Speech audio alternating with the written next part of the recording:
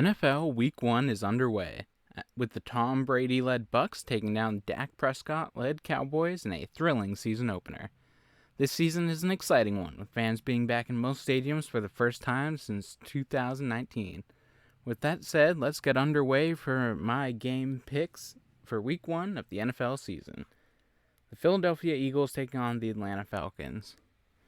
The Eagles, led by second-year quarterback in Jalen Hurts, have a better offense than the previous year, with new coach Nick Sirianni taking over as head coach for the team. Hurts is a two-way QB with legs not unsimilar to Lamar Jackson and has weapons of Ertz, Goddard at tight end, with new wideout Devontae Smith and returning Jalen Reagor, while being joined by the talented Miles Sanders in the backfield. On the other side of the ball, you see Fletcher Cox anchoring the defensive line, with Darius Slay in the secondary. This defense has potential, yet allowed the 20th most points in the league, 26 points per game last year. This was a team that played the Giants, the Dakless Cowboys, and the Washington football team twice each last year. There will need to be improvement. On the opposing sideline, the Falcons are without future Hall of Famer Julio Jones, but still return Matty Ice, joined in the backfield by new-to-the-team running back Mike Davis. Calvin Ridley and Russell Gage are the wideouts, with new tight end Kyle Pitts from the University of Florida being brought on. This offense has a massive amount of talent, with a longtime veteran running the team. However, the defensive side of the ball has needed major improvement. Jaron Harmon and Fabian Moreau have been brought in to help shore up the secondary, but with massive improvements will have to be made to better a defense that was ranked 19th in points allowed. Did they play two future Hall of Famers quarterbacks in Breeze and Brady twice? Yes. Does that excuse it? No. I figure the Dirty Birds will win this one by more than 3 points, and the points will go over 49 as neither defense will be able to stop the quick-moving offenses. The Steelers face off against the Bills in a battle between two playoff teams from the previous season. The Steelers return most of their high-powered offense, with Big Ben returning to sling the ball to Juju Smith-Schuster, Deontay Johnson, and Chase Claypool. Najee Harris from Alabama becomes the three-down power back, and Eric Ebron is the starting tight end.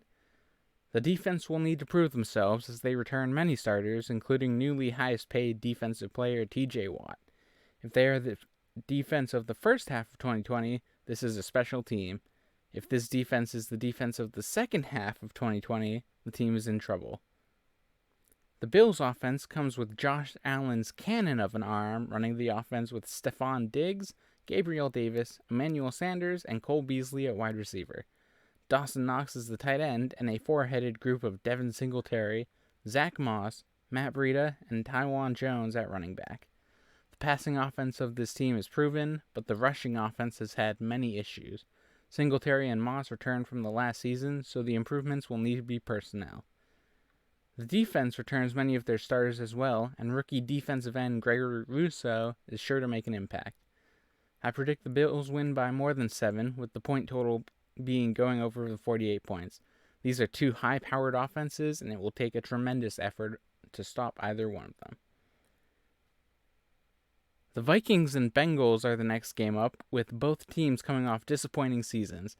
The Bengals lost rookie QB Joe Burrow, and the Vikings lost Anthony Barr, Danielle Hunter, Mike Hughes, and Eric Kendricks, with projected starter Michael Pierce sitting out for COVID concerns. The Vikings are looking for a redo, with Kirk, "You like that," Cousins returning at quarterback, with Dalvin Cook, one of the best running backs in the game right now, joining him. Justin Jefferson looks to improve upon his rookie season, and Adam Thielen continues to impress.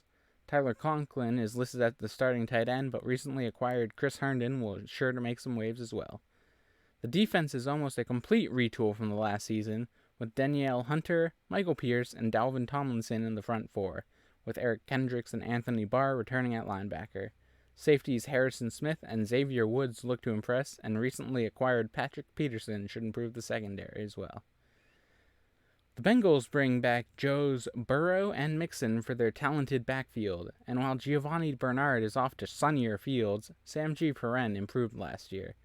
Consistently good Tyler Boyd is now the elder in this wide receiver group, with A.J. Green moving off to Arizona, and T. Higgins looks to improve his good rapport with Burrow, while Jamar Chase wants to reignite the spark that led the LSU Tigers to the championship game. The Bengals defense has had some fantastic players, but as a unit they still need to prove themselves, which will be difficult while playing against the Browns, Ravens, and Steelers twice this season. The Vikings will win by more than 3, and both teams don't combine for 47 points. I'm taking the under.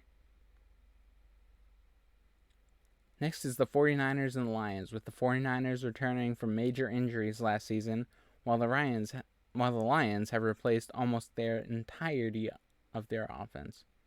Stop. 1, 2, 3. Next is the 49ers and the Lions, with the 49ers returning from major injuries last season, while the Lions have replaced almost the entirety of their offense. The 49ers are returning with Jimmy G and Trey Lance both playing quarterback time, and Raheem Morris and Trey Sermon at the running back position, with Kyle Juszczyk returning at fullback. Deebo Samuel, Brandon Ayuk, and Mohamed Sanu are the wideouts, but George Kittle looks to dominate the target share as one of the best tight ends in the game. The defense also looks strong with the return of Nick Bosa and Fred Warner, and should return to its Super Bowl form. The Lions have a new QB in town, with former number 1 overall pick Jared Goff being acquired in the offseason for former number 1 overall pick Matthew Stafford. Goff, coming from the Rams, which had a strong rush game, will now work with a team that has paired a 100-yard rusher with Stafford a handful of times in his career. DeAndre Swift will look to change things, and Jamal Williams comes from Green Bay to bolster the RB room. However, the starting wideouts are Terrell Williams, Amon-Ra St. Brown, and Khalif Raymond. TJ Hawkinson looks to be a target monster. The secondary makes a full return, and Jamie Collins once again anchors a linebacking core that has had performance issues. This looks like another long season to be a Detroit fan. 49ers will win by more than 9 points and barely reach the over of 46. Expect many of those points to come from the 49ers. Next up, the Arizona Cardinals and the Tennessee Titans. Kyler Murray of the Arizona Cardinals is healthy again. The 5'10" quarterback was a rushing machine with a record-setting pace before his injury, so expect more from him. DeAndre Hopkins once again leads this wide receiver group, one of the best set of hands, if he needs to, in the league, with A.J. Green joining them. Speedster Christian Kirk and Rondale Moore look to round out an offense that ran many 4 wide receiver sets last season. Chase Edmonds is joined by former Steeler James Conner, but expect many of the rushing titles to be by Kyler. J.J. Watt joins the defensive line with Chandler Jones and Isaiah Simmons at linebacker. Patrick Peterson was lost in the offseason, but Byron Murphy Jr. and Budda Baker return in the secondary. The Tennessee Titans bring back the rushing king, the 2,000-yard rusher, Derrick Henry, and bring in future Hall of Famer Julio Jones to pair with A.J. Brown. Jeff Swaim and Anthony Firkser look to take advantage of the leaving of Jonnu Smith. Ryan Tannehill is in a target-rich environment with many great pairs of hands. The Titans' defense had issues last season, and despite many attempts of solving it with trades or signings, they could not figure out a solution, instead using time of possession as their defensive advantage. Expect the Titans to win by more than 3, with neither defense being able to prevent scoring opportunities and the score going over 54 points. The Seahawks to take on the Colts. Will new offensive coordinator Shane Waldron let Russ cook? We will see.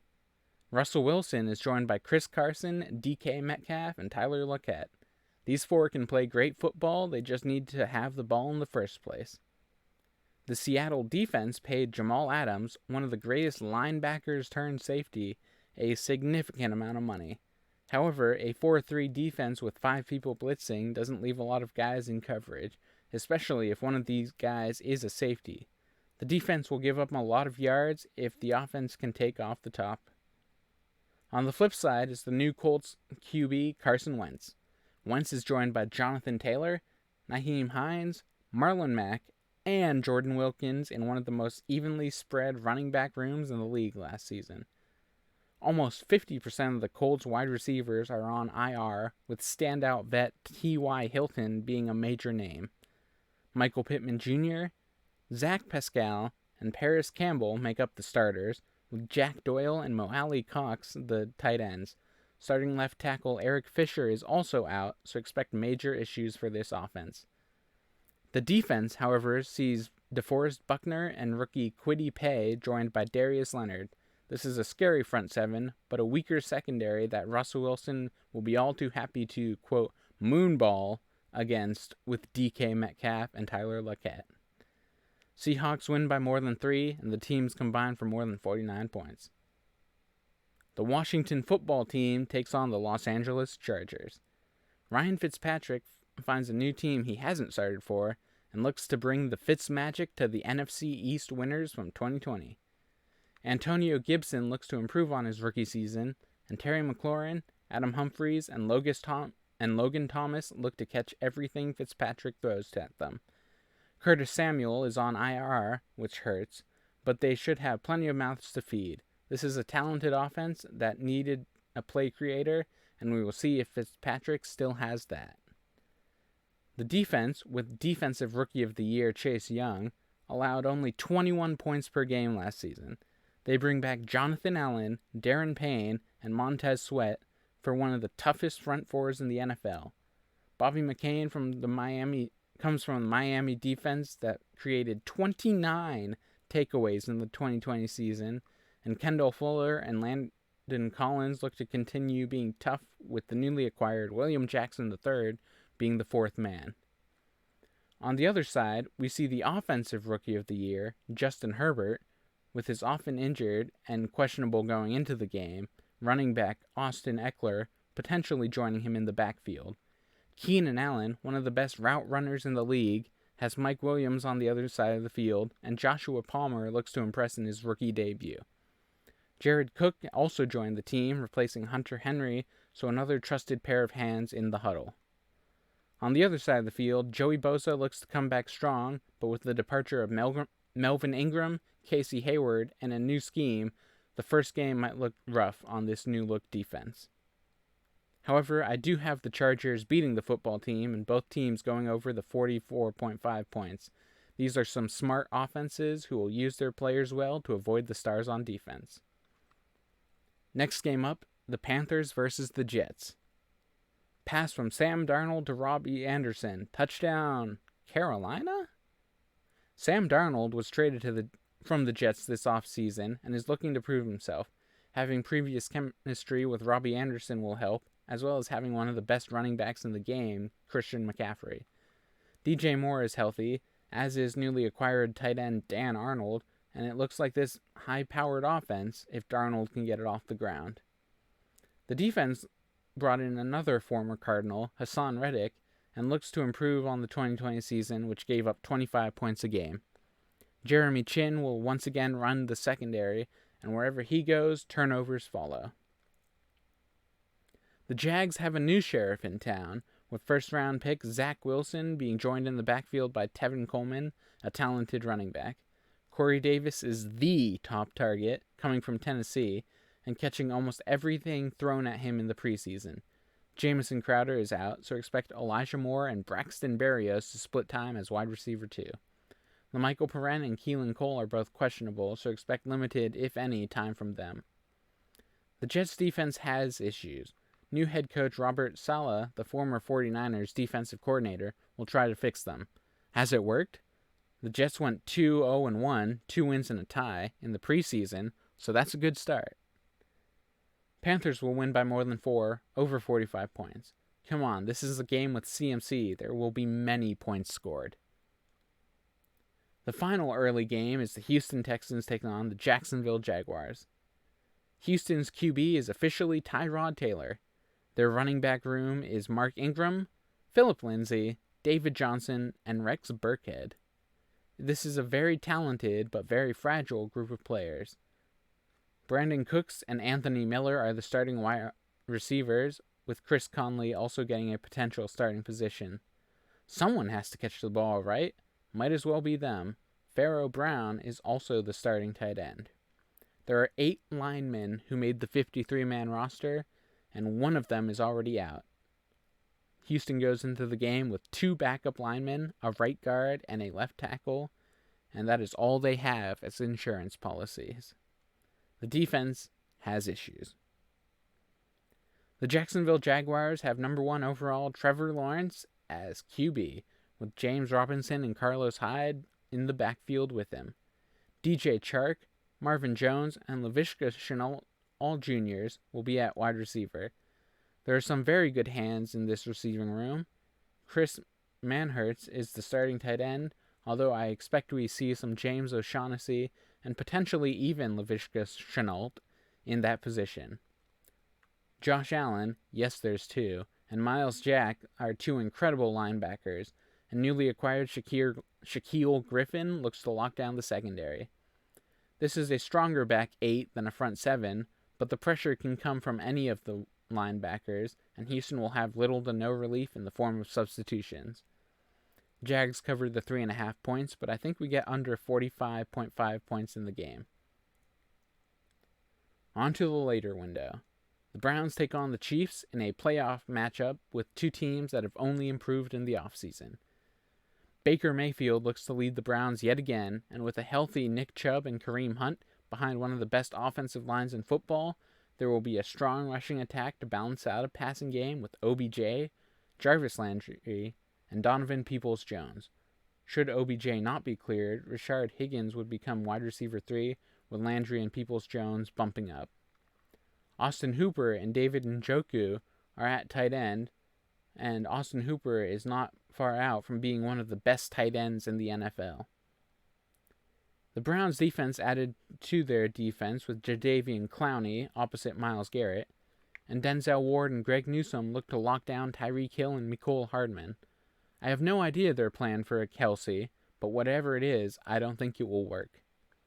Speaking of the Chiefs' offense, let's look at them. Patrick Mahomes got chased a lot during the Super Bowl, so Andy Reid went out and bought a new offensive line. Clyde Edwards-Helaire looks to benefit from this as well. Tyreek Hill and Travis Kelce are still 2 of the best pass catchers in football, and they will be for a long time with Mahomes throwing the football. Mecole Hardman will be the 3rd man, and Byron Pringle will look to check in when needed. This offense is insane and projected to be the highest scoring offense in the NFL this season. The defense still relies on Chris Jones and Frank Clark, but Willie Gay is on IR, and Tyrann Mathieu is a game-time decision. This defense will need to be incredible to stop the Cleveland offense, as the linebackers and strong safety might not be who they want it to be. I think the Chiefs will win by at least 5.5 points, with more than 54 points being scored. These offenses are incredible. Next game up, the Miami Dolphins versus the New England Patriots. The Dolphins' offense will be run by Tua Tagovailoa.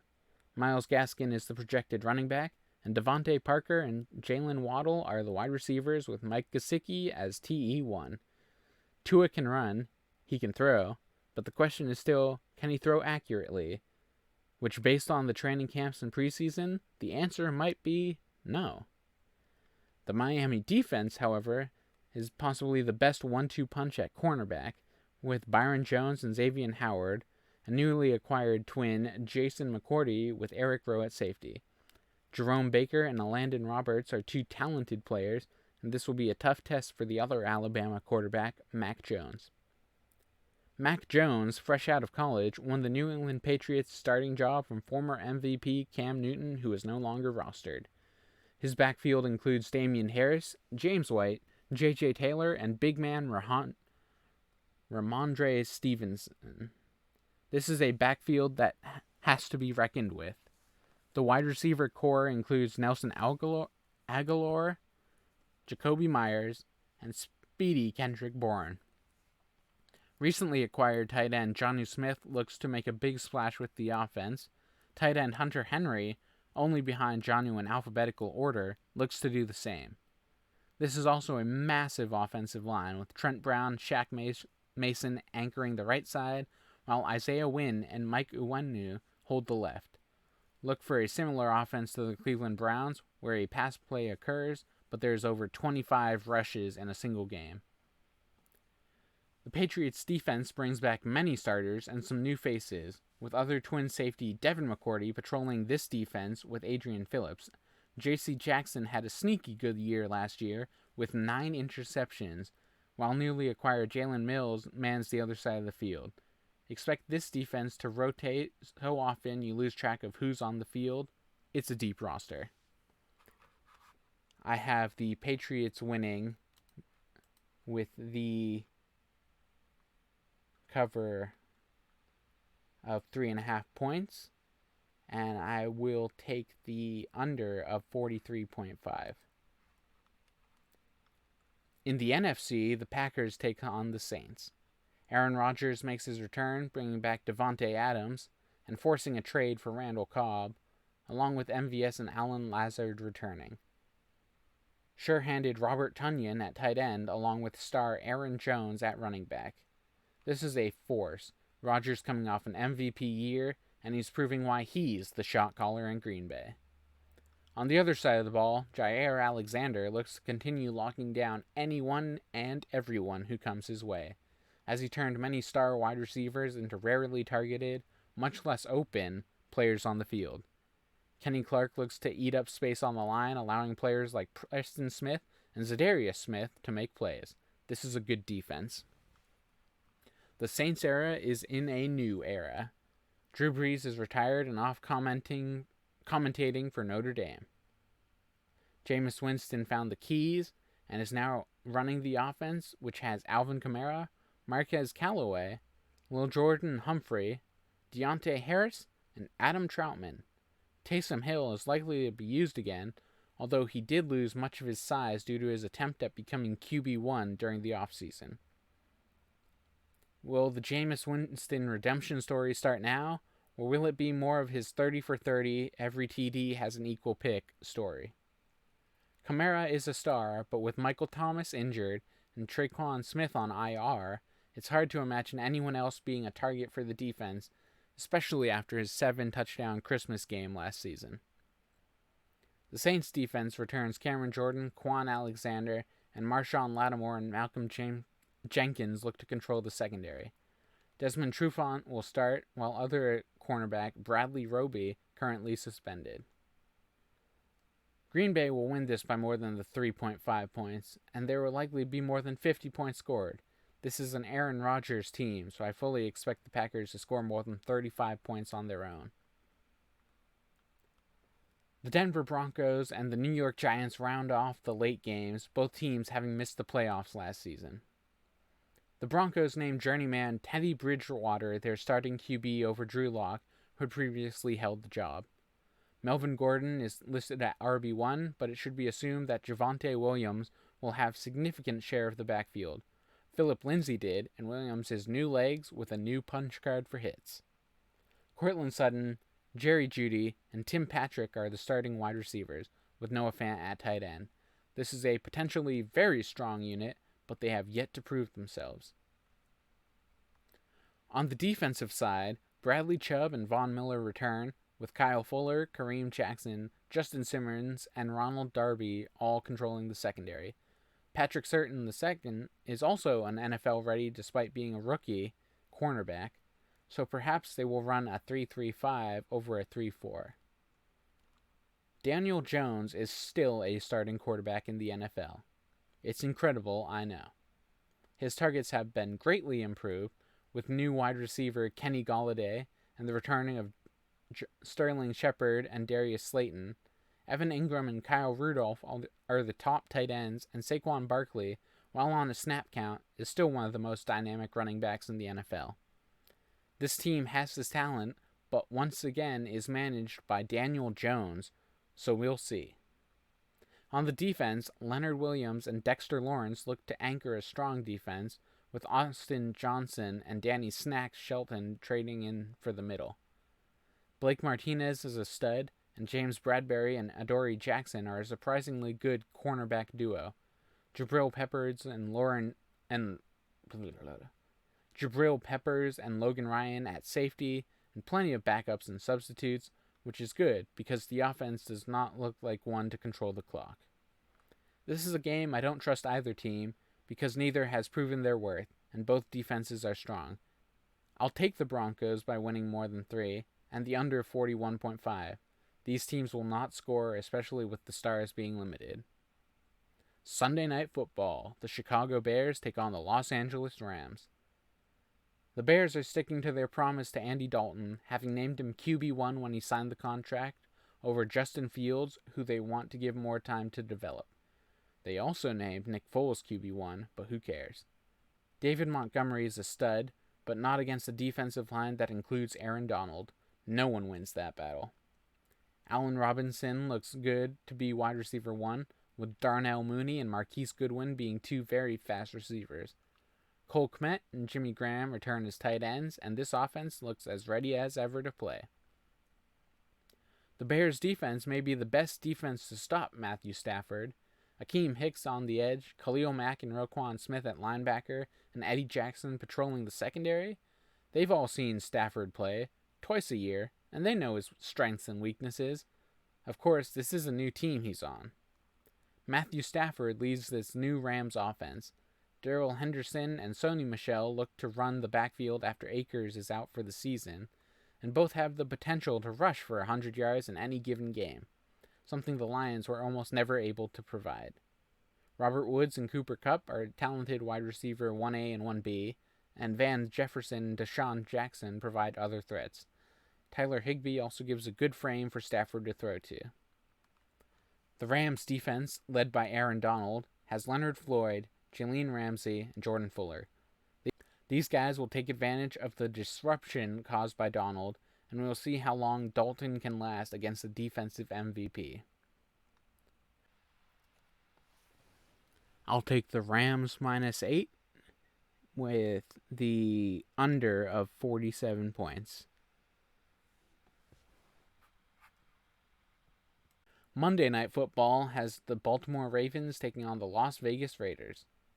Lamar Jackson has lost his RB1, 2, and 3 before the first game of the season. Tyson Williams and Trenton Cannon are the only RBs who were on the roster before Wednesday, and Latavius Murray joins Le'Veon Bell and Devontae Freeman in signing with the team. Marquise Brown, Sammy Watkins, and Devin Duvernay are the starting wide receivers, and Mark Andrews is target number 1 for Lamar. Patrick Ricard also returns, being a massive asset to the team. Derek Wolfe is out, but Calais Campbell returns on the D-line. Patrick Queen and Justin Houston return as linebackers, and Marlon Humphrey returns as a starting cornerback. The Ravens also lost Marcus Peters one practice snap after losing Gus Edwards. The Raiders have Derek Carr, who's played much better in recent years, has Josh Jacobs and Kenyon Drake, two Bama running backs, who will only hurt the production of the other.